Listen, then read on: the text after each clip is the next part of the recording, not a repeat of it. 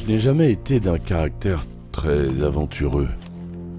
Enfant déjà, je préférais rester dans ma chambre, dans mon univers, contrôlé et sécurisant, privilégiant la prudence confortable d'un voyage imaginaire à l'intense trépidation qui accompagne les grandes expéditions. Et cet aspect de ma personnalité s'est sans surprise confirmé, voire amplifié en grandissant.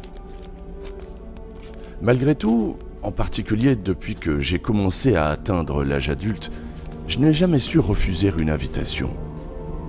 Un peu comme si la promesse de vivre une expérience collective avec quelqu'un d'autre l'emportait sur ma crainte naturelle de ce qui pourrait advenir. Et c'est ce qui explique ma présence en ces sous-bois inhospitaliers.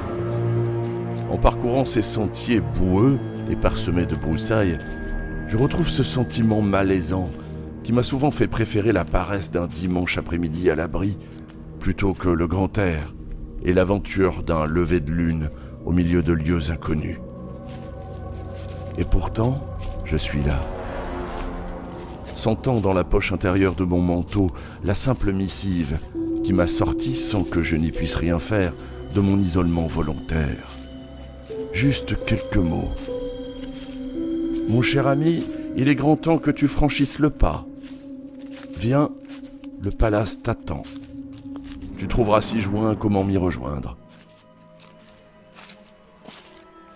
Je connais assez Sheridan pour savoir qu'il ne m'aurait pas envoyé une telle invitation si elle n'était pas promesse d'une expérience singulière.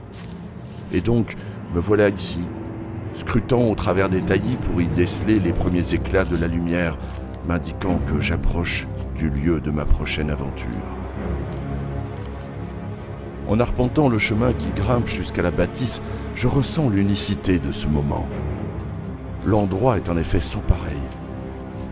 Le chemin qui le longe par la gauche semble mener à un accès latéral et le cordon de sonnette sur le côté de la porte le dispute au heurtoir forgé qui permet de me signaler à l'occupant des lieux. Je n'aurai toutefois pas le loisir de me questionner plus avant sur le meilleur moyen d'entrer, puisqu'à peine franchi la volée de marche qui mène au perron, mon hôte m'ouvre la porte de son imposante demeure. Ah, mais mes buts, enfin te voilà. Je vois que tu as trouvé sans difficulté. Allez viens, entre, nous t'attendions. Pendant toute la visite, je continuerai à me demander qui est ce « nous » dont il parlait. Serait-ce la maison elle-même ? Alors mon ami, à présent que tu as ressenti le palace, viens, asseyons-nous confortablement près de la cheminée et dégustons cet excellent cognac qui nous a été légué par un des anciens maîtres des lieux. Oui, c'est comme si on pouvait encore ressentir comme un malaise indistinct, ancien. Assez ténu, mais c'est un peu comme si la maison voulait témoigner de son histoire aux visiteurs. Au passage, très bon, ce cognac. Et dis-moi, tu as remarqué ? Il y a quelque chose qui m'a frappé, ouais. C'est comme si la maison semblait s'adapter à ma présence, anticiper mes désirs peut-être. J'en étais sûr. Je savais que tu le ressentirais. En fait, chaque visiteur, une fois l'invitation acceptée, vivra une expérience propre à son image, puisque le palace a je ne sais comment cette faculté de s'adapter à la volonté, au caractère et au choix de celui qui y pénètre. Intéressant. Tu reçois souvent ? Oui, on a du passage. Oui. C'est un peu le principe du lieu. Et crois-moi, on ne manque pas de place. Et si tu veux tout savoir, il est même arrivé que certains prennent pension. Mais à vrai dire, ce n'est pas vraiment moi qui puis en décider. Une chose est certaine en ce moment, crois-moi.